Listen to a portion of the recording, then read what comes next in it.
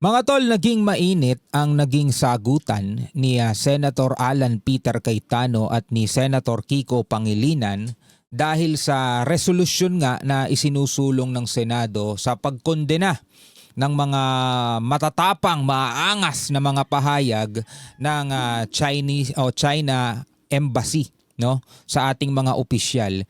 Pero sabing ganon ni Senator Peter Cayetano, Alan Peter Cayetano, we cannot pass this. Bakit? Pag-usapan natin to mga tol, samahan ninyo ako. I'm just a young nigga chillin' on it. First time I seen ice was a Alright, magandang araw sa inyong lahat. Welcome ulit sa ating bagong video, reaction, review, commentary, opinion, criticism at kung ano-ano pa. Siguro mga kapatid, hindi naman lingid na sa inyong kaalaman ang mainit na debate at diskusyon ngayon na nangyayari sa ating Senado, kung saan ay nagtatalo-talo mga kapatid ang dalawang bahagi. Merong ayaw makialam, tahimik lang, pero merong dalawang panig ngayon na nagtatalo. Isa is kumukondena sa mga asal na ginagawa ng ating mga bisita, at yung isa naman ay tila ba mga kapatid in favor doon sa ating mga bisita. Tulad na lamang nitong ating pag-uusapan. Pero syempre, after nating panoorin itong talakayan ni dalawang senador, si Cayetano at saka ni Pangilinan, is pakikinggan din naman natin kung ano kaya ang magiging tugon ni Commodore J. Tariela. Kasi sa kanya nagsimula to, sabi nila. Pero ang totoo, kung tayo tatanungin, since matagal na naman tayo nagbibigay ng reaksyon mga tol, is nagsimula talaga to sa kawalang respeto ng China.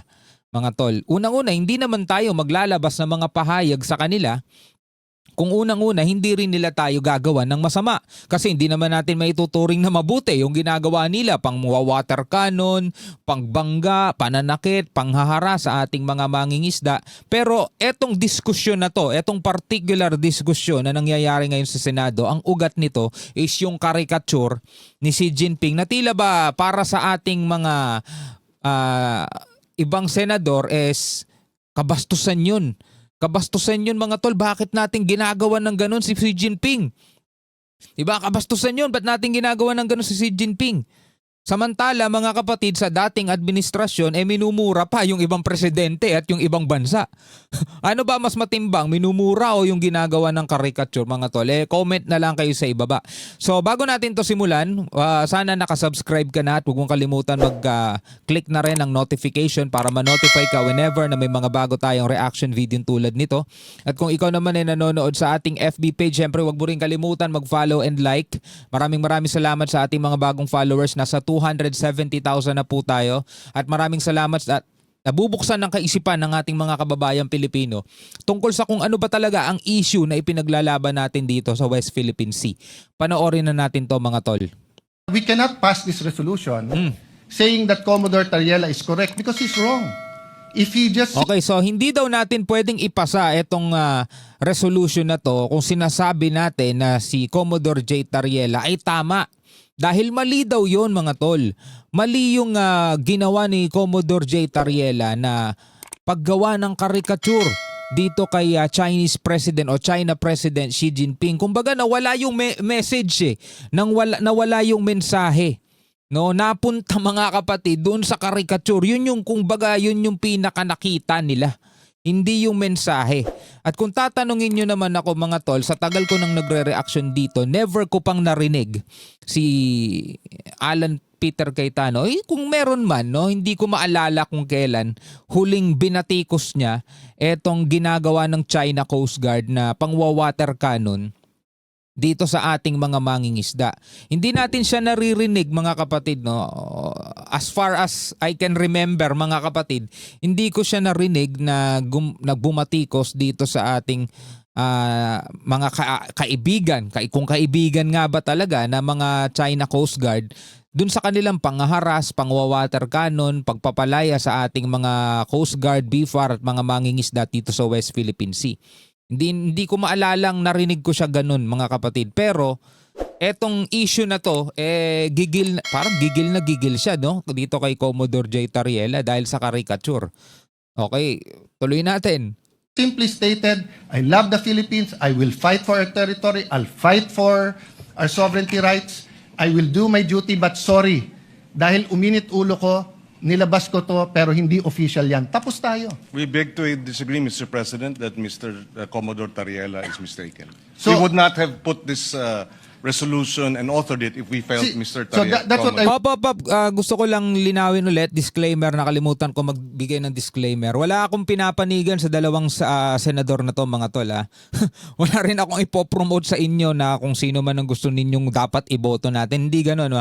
Yung punto lang, mga kapatid, dun lang tayo. Huwag tayo dun sa mga pangalan nila, okay? Tuloy natin to. we want to elicit. So the authors of this resolution is saying, pwede. So kung ang official ng presidente is to have certain decorum sa presidente ng China, pwede yung isang general hindi sumunod. Ang sa kanya, bastusin natin yung Pangulo Mr. ng President, isang bansa. that is his interpretation? No. Bastos yun. No, that is your interpretation. No. So if I ask them well, now... Mr. President, we beg to disagree. Can you show the slide Mr. ulit? President, we beg Mr. to disagree. President, The Department of National Mr. President, Defense tignan niyo naman po. has issued a statement condemning China's remarks, Mr. No, President. we're not talking about... Mr. President, if you look at the DFA, it was also telling Tariela, but not directly. It says, It was saying, follow the decorum, Mr. President. Mr. President, kung ganyan ang stand natin, then my staff now can show a meme of you. Mr. President, Mr. President, dito ba sa... Let me ask that question. Mr. President, I am not from China. Why will they put a meme? Why will your staff put No, a it's meme not about towards China. It's about decorum. You're comparing apples Mr. and President, oranges, no, Mr. no. President. You are simplifying Session what is is a suspended for 1 minute. complicated na international dispute. Nagkakainitan na mga tol, no? Nagkakainitan na No, putol to mga tol. Ito'y maliit na bahagi lang. Siguro saka na natin bigyan ng reaction video mga tol, yung medyo kahabaan yan. Pero meron na dyan naging sagot, no, si Commodore J. Tariela mga tol. Ito, pakinggan natin.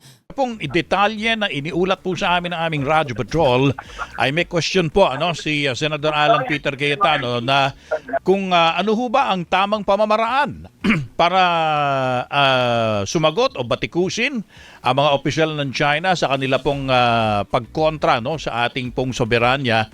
Meron ho ba kayong mali na ginawa? Sabi nga po ba ng senador na gumamit kayo ng caricature ni Chinese President Xi Jinping? Okay mga tol, don't get me wrong. Hindi ko sinasabing tama yung ginawa ni Commodore J. Tariela. Kasi nga, kasi kung tama o mali lang naman ang pag-uusapan natin is mas matimbang pa rin yung mali na ginagawa ng China. Pero hindi naman kasi to the lesser evil ang usapan natin, di ba? Hindi mo naman pwedeng itama ang mali ng isa pang mali. Pero mga kapatid, kung babatikos lang din naman tayo, di ba? Kung babatikos lang din naman yung ating mga senador, kung babatikos lang din naman ang ating mga mambabates, unahin muna nilang batikusin yung mga taong gumagawa sa atin ng kalapastanganan at yung hindi respeto sa soberanya ng Pilipinas. 'Di ba? Hindi yung naka-broadcast, 'di ba? Naka-televise, naka-live at naririnig ng China na tignan niyo naman 'di ba?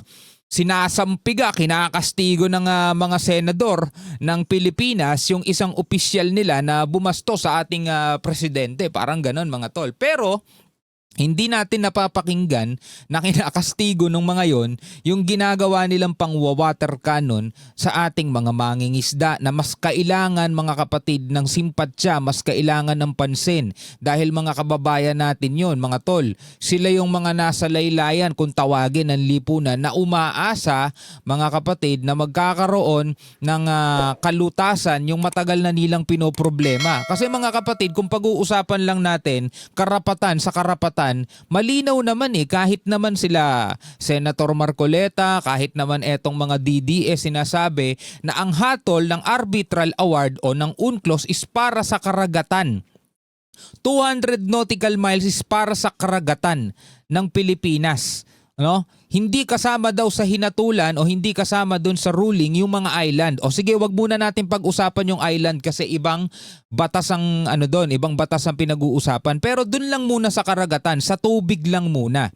Kung yan ay tubig na may karapatan ng Pilipinas, hindi ka pwedeng unang-unang gumawa ng artificial island kasi tubig yan. Sa Pilipinas yan, bawal ka magtayo ng island dyan. Tanong, binatikos ba nila? Hindi. Wala silang wala silang kibo. Yung mga ginagawang pangharas ng China doon mismo sa katubigan, na aminado naman sila, aminado ang mga magagaling nating senador na eto'y may ruling na dyan ng UNCLOS, may ruling na 2016 Arbitral Award na eto'y sa Pilipinas at walang karapatan dyan dahil invalidated mga kapatid yung 9-dash line ng China. Anong ginagawa ng China dyan? Bakit sila nang water cannon? Diba? Yun ang pinaka-problema eh. Diba? Hindi yung caricature, hindi yung coordinates, hindi yun ang problema eh. Yung kawalang respeto ng bansang yan eh. Alam mo, Sir Tony, yung caricature na yun na inilabas ng Chinese Embassy, that's actually a lecture, no, sa mga kabataan Pilipino. And I think this happened inside our own territory. I can still exercise freedom of expression. And para sa akin, Sir Tony, ang tanong dito, dahil parang gigil si Senator Cayetano sa akin nung pinanood ko yung pag-detalye niya ng kanyang argumento sa Senado. Ang tanong ko dito, yun ba talagang caricature na yun is more than enough para magalit sa akin si Senator Cayetano at hindi siya magalit sa ginagawang violation ng China every time na binabiolate ang ating sovereign rights, every time na wina-water cannon ang mangis ng Pilipino? My question to him is, when was the last time he issued a statement to condemn the aggressive actions of China? When was the last time he issued a statement to condemn, sabing ganon? Yun din ang tanong ko kanina eh. Kasi as far as I can remember, wala akong matandaan. Actually, wala akong matandaan mga kapatid na binatikos ni Senator Alan Cayetano. Siguro magse-search ako mamaya, magre-research ako mamaya kung may, baka meron eh, baka nagkakamali lang ako mga tol, baka meron din naman. Pero hindi ko maalala kung kailan. Kasi mga kapatid, nitong pagpasok ng taon o bago matapos ang taon mga tol, winater cannon ng mga China Coast Guard etong ating mga mangingisda sa may Sabina Shoal. No? At etong nakaraan lang, nagsagawa tayo ng MDA o Maritime Domain Awareness Flight, 85 nautical miles mula sa Bajo de Masinloc. Pinapalayas na tayo ng Chinese warship. Diba? Imagine that mga tol. Tapos etong caricature, eto yung nagpapagigil dito sa ating ilang mga senador na kitang-kita naman natin hindi yun in favor of the Philippines interest mga tol. Yung pagkagigil niya sa akin, na ibato niya ba yan sa China every time na hinaharas tayo? Okay, sige. Sagutin na lang ni Senator Cayetano yun. Oo nga naman. Sinabi din po niya, Commodore, no, na dapat daw ay malinaw kung saang statement ng China yung nire-replyan natin para hindi daw nagkakalabuan, no, nagkakagulo, kung ano yung mga sinasagot natin ng mga statement ng China. Dapat nyo rin po ba itong gawin, Commodore? Hindi ko alam kung ano yung sinasabi ni Senator Cayetano. Ang gusto kong malaman kung ano ang insidente ang tinindigan niya at ipinaglaban niya ang karapatan ng Pilipino. Hindi yung hahanapan niya ako kung anong sinabi ng China na sinagot ko. Diba? That should be the way he stand up for our rights. Para sa Pilipinas, hindi para sa China. At babalik na naman din po tayo dun sa argumento natin last time na bakit hindi nyo, imbis na kayo ang magtanggol sa Pilipinas, why are you even questioning yung mga ginagawa ng ating mga opisyal? Uy, ang ganda nun, di ba? Ang ganda nun. Yes, precisely the point. Bakit ako pa ang may kasalanan dito? Why would the Senate, especially Senator Cayetano, spend his time at the plenary debate ang kakastiguhin niya yung caricature ko? Kailan ba tumindig si Senator Cayetano against harassment? He became the former Secretary of Foreign Affairs during the time of the Duterte administration. Tama. Meron ba siyang talagang pagtindig sa West Philippine Sea nung nakalang administrasyon? Commodore, alam naman po natin, no, na inanyayahan niyo si Senador Margoleta na sumama sa inyong Maritime Domain Awareness Flight sa Kalayaan Island Group or sa West Philippine Sea para makita nga po itong sakop nating teritoryo. No? Sabi po niya, at ito ay binabasa ko lamang sa mga ulat, pwede naman pong sabihin din ng Senador na mali rin yung pagbasa ko, Sa halip daw na sumakay siya sa eroplano nyo, dapat magdebate na lang daw kayo para malaman daw kung sino ang may tamang argumento sa sabi na ang Kalayaan Island Group Ay bahagi. ay bahagi pa rin ng ating teritoryo. Payag ho ba kayo, Commodore, sa debate? Sa tingin nyo, may fruitful kapararakan, yan na may kapararakan mangyayari. ho ba ito? Tony, kulang yung sinabi mo, no? Kasi binanggit niya pa yung pangalan ni Justice Carpio, Attorney Batangbakan. Hindi nga niya sinabi si Attorney Jay di daw niya maalala pangalan. Yung professor daw na UP. Yes, taga UP. oo. So, he's referring to all three of us, no? We wanted to have a debate. Ang sagot ko dyan, Sir Tony, sinagot ko na yan sa ex ko eh. Sabi Opo. ko, Oh, I'll be happy sa to ex-girlfriend organize a nyo o debate. sa ex... hindi pala. Oo. Sa ex-post ko. No, na pwede naman tayo mag-debate if we're going to talk about other issues, but not our territorial integrity. I mean, as a member of the Senate, hindi pa binabiolate niya na yung oath niya? Actually, mga tol, kung ako tatanungin, kung ang pinag-uusapan natin is yung territorial integrity natin, ito nothing against kahit kanino man, pero hindi ata marapat na pagdebatehan ng ating mga opisyal sa Senado o dito sa ating mga nakakaalam mismo kung ano yung nangyayari dito. Kasi mga kapatid, lalong nagkakaroon ng lalong nagkakaroon ng maling impresyon, mga tol, lalong-lalo na sa ating mamamayang Pilipino. Lalong mahahati. Dapat kasi regardless kung ano man ang iyong political affiliation, dapat pag pinag-usapan ng West Philippine Sea, iisa lang talaga yung ating ipinaglalaban dyan. Though meron pang hindi malinaw dahil meron pang mga contested area dyan, mga may dispute pa. Pero ang pinaka main issue kasi rito, mga tol, 'di ba, is yung ginagawang aggressive, coercive action ng China. Paulit-ulit nating binabalik to, mga tol. Kasi tulad ng Vietnam, Malaysia, meron din tayong mga disputed